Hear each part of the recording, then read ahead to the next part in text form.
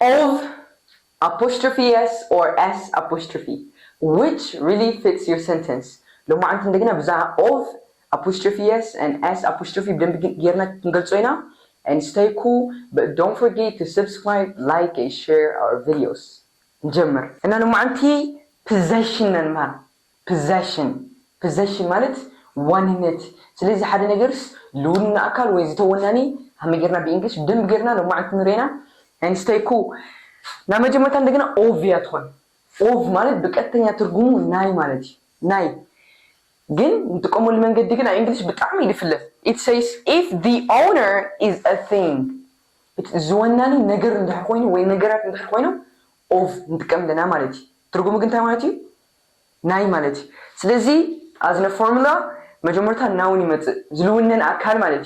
plus of ዋንስ ልንገጽለና ለግድን ናይ ዲል ትርጉም ካትኒዮ plus owner ዝወናኒ ማለት owner ማለት ወናኒ as an example ስለዚህ ዝወናኒ መጨረሻ ከመጽኒዮ ማለት ዝተወናኒ በቅድሚት ይመጽእ ዝወናኒ ብድሕሪት ይመጽእ ከዚናነት ና ፀሐይ ጨረር ኢና ብትግርኛ በእንግሊሽ እንደገና ፀሐይ ናይ ጨረር በግዳጡ ማለት ናንጀምር ray of sun መጀመርታ ray ትርጉሙ መጀመርታ has ray of sun ማለት ናይ ፀሐይ ጨረር ማለት ray ማለት ጨረር ማለት ስለዚህ ray of sun ናምን ጨረር ይኸዝንዮ ና ፀሐይ ከዝታያ ወናኒት ናይመን ናይ ጨረር ማለት ስለዚህ ዝወናኒ owner sun ያ ማለት ስለዚህ በመጨረሻ ትመጽእ ray of sun ናይ ፀሐይ ጨረር ዋናት እንገልጸለና ማለት ከተሰዑሉ ግቦኩም ግን of ተጠቅሙ ሁሉ ፀሐይ ስለሆነት ነገር ስለሆነት ማለት ብለይ ሰዋት በሙሉም ለለው ነገራት ሃው ነገራት ስለቁጸሩ of እንጥቀመለ ማለት ቀጻሊት እንደገና president of America ስለዚህ ለአሜሪካ ፕሬዝዳንት ይለናል ወናን ምን ነው አሜሪካ ምክንያቱም ዝ ፕሬዝዳንት ለአሜሪካ እዩ ስለዚህ አሜሪካ እንደገና ነገር ስለቆነት ታይተጠቅምና ማለት of noun plus of plus owner ዝወናኒ ማለት ከቅጽል ተለና benefit of English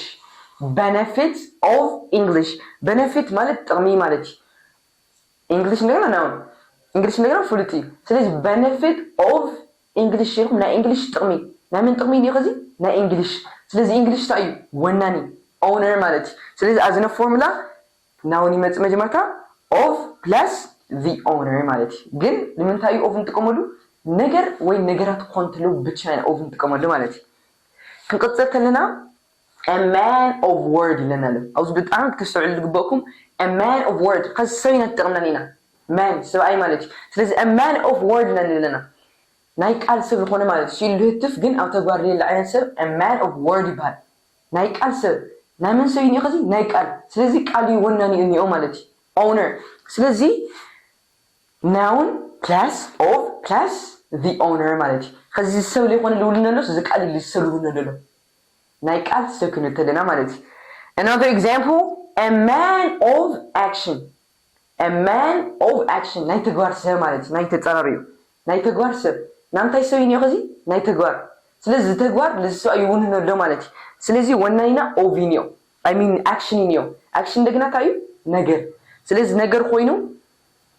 ለዋነት እንጥቀመሉ of you ማለት ስለዚህ a man of action ለና ማለት በኤግዛምፕል እንደገና በደንብ ገርና ከዝንራዩ what is the use of learning ናይ መምሃር ጥሙስ ታዩ ማለት ስለዚህ of ክንጥቀምተልና verb ተኮይኑ አይንጅን ሐውስለ ማለት ከዝናነት ማይ ናይ ምስታይ ጥሙስ ታዩ ክንተደልና what is the use of drinking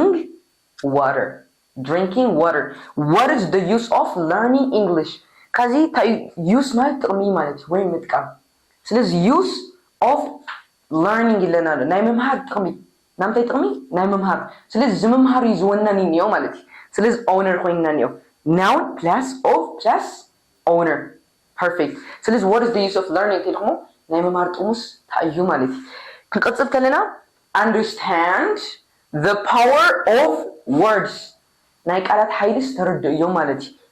ናምታይ ኃይሊ ናይ ቃላት ስለዚህ ዞም ቃላት እንደዚህ ኃይል ልውንወለው ማለት ሆናዚህ ኃይል ናዞም ቃላት እዩ ስለዚህ ቃላት ወንንትዩ አውዝ ሰንተንስ ዚ ማለት ስለዚህ noun plus of plus owner ታይ ኮንትሮል ይነግን of እንጥቀም ነገር ወይ ነገራት ኮንትሎ ብቻ ኢና ኦፍ ንጥቀም perfect ዚያተ ተረዳትኩም ኩሉ ቀሊል another example the banner of the stationery is good the banner of the stationery is good stationery ማለት ለስዕል እንጥቀመሉ መሳርሕታት ዝሽወጠሉ ቦታ ማለት እዩ መብዛሕትኡ ግዜ ዓድና ፎቶኮፒ ምናምን እናተባህለ ስለ ዝፅዋዕ ናይ ስእሊ ኣቕሓ ዝሽወጠሉ ቦታ stationery ይበሃል ማለት እዩ ስለዚ ባነር ማለት ብትግርኛ the banner of the stationery is good ናምታይ ባነር ይግንየው ናዚ stationery ስለዚ stationery እንታይ እዩ ወናኒ ማለት እዩ እና ኣብ ሰንተንስ ብዝተፈላለየ መልክዕ ዝናገርኩም ክትጥቀምሉ እንትኽእሉ ኢኹም ዋና ክተስተውዕሉ ዝግበአኩም ግን ኦፍ ክንጥቀም ተለና ነገራት ብቻ ኢና ንጥቀመሉ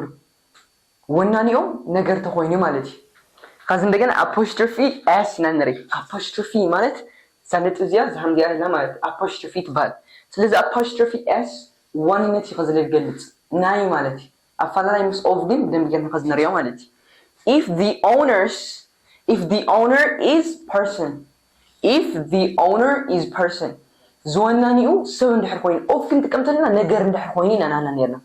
ከዚ እንደገና ዝወናኒኡ ሰብ እንድሕር ኮይኑ እንታይ ንጥቀም ማለት እዩ አፖስትሮፊ ኤስ ሰብ ይልቕ ሰባት ከይኾኑ ሰብ ሓደ ሰብ ተኾይኑ አፖስትሮፊ ኤስ ንጥቀም ማለት እዩ as an example ፎርሙላ ግን ያታ owner ይመጽእ መጀመርታ ዝወናኒ plus apostrophe s plus noun ሹም ማለት እዩ ከዚ ለአብነት the man's car ናይቲ ሰብኣይ መኪና ማለት እዩ ስለዚ ዝወናኒ መን እዩ ሰብኣይ ሰብ ስለዝኾነ ሓደለ ስለዝኾነ apostrophe s ተጠቅምና ማለት እዩ ስለዚ the man's car ማለት ናይ ሰብኣይ መኪና the doctor's treatment ማለት እንክብካቤ ማለት እዩ ስለዚ ናይቲ ዶክተር እንክብካቤ ዶክተር ሰብ ስለዝኾነ ሓደለ ስለዝኾነ ኣብ ሰንተንስ እዚ ማለት እዩ apostrophe s ተጠቅምና ማለት እዩ ብሕፅር ብሓፈሻ apostrophe s ክንጥቀም ተለና ዝወናኒዩ ሰብ እንድሕር ኮይኑ ሓደ ሰብ እንድሕር ኮይኑ apostrophe s ንጥቀም ትርጉሙ እንደገና ናይ ማለት እዩ ክንቀፅል ተለና as an example በኤግዛምፕል ክንሪኦ ተለና that man's car is classic ማለት ለይኑ ዓይነቱ ማለት ፍልይ ለለ ነገር ክላሲክ ንብሎ ስለዚ ናይ ሰብኣይ ማኪናስ ለይኑ ዓይነታ እያ ፍልይ ለለት እያ ክንብል ተለና the man's car is classic ንለና the man's car ናይቲ ሰብኣይ ማኪና ማለት እዩ the woman's speech woman ማለት ሰበይቲ ማለት እዩ the woman's speech ክንብል ተለና ናይዛ ሰበይቲ ንግግር ማለት እዩ ሓንቲ ያንያ ናይዛ ሰበይቲ ንግግር was powerful the woman's speech was powerful ተልኩም ናይዛ ሰበይቲ ንግግር ብጣዕሚ እዩ ሓያል ነይሩ ማለት እዩ exactly ከዚ እንደገና s apostrophe ንርኢ ማለት እዩ s apostrophe ንጥቀመሉ እንደገና እንታይ ይብለና ኣሎ if the owners are people እቶም ወነንቲ ሰባት እንድሕር ኮይኖም ክልተ ወይን ካብ ክልተ ብላዕሊ ተኮይኖም ማለት እዩ apostrophe s ተኮይኑ ለሓደ ሰብ ኢና ንጥቀመሉ እዚኣ እንደገና s apostrophe ተኮይኑ እንደገና s apostrophe ተኮይኑ ካብ ክልተ ብላዕሊ ክልተ ወይን ካብ ክልተ ብላዕሊ ተኮይኖም ዞም ሰባት apostrophe s apostrophe ንጥቀም ማለት እዩ exactly ትርጉሙ ግን ማዕረ እዩ ናይ ማለት እዩ as an example it says people's beauty ከዚ በደንብ ረይዋ people's beauty s apostrophe ንጥቀምና ናይ ሰባት መልክዕ ማለት እዩ ሰባት ክንብል ተለና ክልተ ወይን ካብ ክልተ ብላዕሊ ክኾኑ ንኽእሉ ስለዚ እንታይ ንጥቀምና ማለት እዩ s apostrophe exactly ኣብዚኣ እንደገና ኣፈላላያ ምስ apostrophe s በደንብ ክነግረኩም person's beauty ኢና ንለው እዚ person's beauty እንታይ ንጥቀም apostrophe s ናይ ሰብ መልክዕ ናይ ሓደ ሰብ ማለት እዩ exactly boys jacket ማለት ናይ ወዳት ጃኬት ማለት እዩ ናይ ወዳት ምንታይ ኢልና s apostrophe ስለዝኾነት ማለት እዩ ኣብዚ እንደገና boys jacket እትላ ኣናው ማዕረይ ግን ኣተረጓጉማ ክፅሓፍ ተሎ ግን ተፈላለዩ boys jacket ስለዚ apostrophe s ያንያ ናይ ወዲ ጃኬት ናይ ወዳት ጃኬት ናይ ወዲ ጃኬት ናይ ሰባት መልክዕ ናይ ሰብ መልክዕ በደንብ ክትሕዝውን ይግበአኩም ኣብዚ እንደገና students result s apostrophe ተጠቂምና ስለዚ እንታይ ይኾን ዶ ናይ ተምሃሮ ውፅኢት ኣብዚ ክንቅፅል ተለና እንደገና students result apostrophe s ያንያ students result ማለት ናይ ተምሃራይ ውፅኢት ናይ ተምሃራይ ውፅኢት ከዚ ቀፂልና እንደገና ሕቶ ክሓተኩም እየ እንደየናይ ከም ትረድእኩም ኣብዚ ሕቶ ባዕልትኩም ቼክ ትገብርዎ ኢኹም let's go خلاص እንደገና ላሕቶ ክንኣቲና ማለት እዩ ዓቕምኹም እንደየና ከም ትረድእኩም ነው አዛ ቪዲዮ እዚያ በደንብ ገርኩትን ጽሩው ይሁን ማለት እዩ እና questions ብዘን ተማርና ተደሪኽና ሕቶታት ተዘጋጅንዮ ማለት እዩ can you tell me the name of the man can you tell me the name of the man ከዚ ፎከስ ንገብሮ ኣብዛ ኦፍ ለለታ ማለት እዩ the name of the man ናይ ሰብኣይ ሽምስ ክትነግረን ዶ ትኽእል ወይ ክትነግረን ዶ ትኽእል ማለት እዩ ስለዚ ጌጎስ እንታይ ይመስለኩም ካብዛ ተማርናዮ መሰረት ማለት እዩ እንታይ ትኾንላ ማለት እዩ ዝወናኒ ኢና ከዝነስተውዕል ዝወናኒ ሰብይን እዩ እንደገና ሓደ እዩ ሓደ ኮይኑ ሰብ ኮይኑ ታይና ንጥቀም ኢለኩም ነይራ አንተ apostrophe s ስለዚህ እንታይ ሆነ ማለት እዩ the man's name ይሆን ለው ማለት እዩ the man's name ፎርሙላ ላይ ታይና ነይርና መጀመሪያ ዝወናኒ መጽእ ሰይ ዝወናኒ ካው apostrophe s ይመጽእ ካው እንደገና ዝናውን ይመጽእ ማለት እዩ ስለዚህ ሰብ ኮይኑ ሓደ ተኮይኑ እንታይ ንጥቀም ኢለኩም apostrophe s number 2 the house of your sister is far the house of your sister is far ታይነቱ ክርማለት እዩ አውዚ the house of your sister is far ታይጊጎ ማለት እዩ ከዝወናኒ ኢና ከዝ በደንብ ነስተውዕል ወናኒው your sister ያንያ ሓፍተኻ ስለዚህ ስለልኾነት ሓንቲ ለስለልኾን እንታይ ንጥቀም ማለት እዩ apostrophe s ስለዚህ እንታይ ይኾን ሎ the house I mean your sister's house exactly your sister's house ምክንያቱ ዝወናኒው ሓደ ይኒው ካው እንደገና ሰብይኒው እዚ ለማለ እንድሕር ኮይኑ ሰንተንስና እንደገና ታይና ነእቲሉ apostrophe s ንቀጽልና number 3 what is the computer's name ናዛ ኮምፒውተር ሽማስ ታዩ ይሉለው ጌጎ ታይ መስለኩም አውዝኻ መጀመሪያ ተስተውዕሉ ግበኩም ግን ናዚያ ትመጹ ወናኒ መንኒዮ ናይዛ ኮምፒውተር ሽም ክትልውስ ወናኒ መንኒዮ ኮምፒውተር ስለዚህ ኮምፒውተር ታያ ነገርያ ወሩ ካው እንደገና ሓንቲያንያ ስለዚህ ታይ ንጥቀም of ታይ ኾነ ማለት እዩ the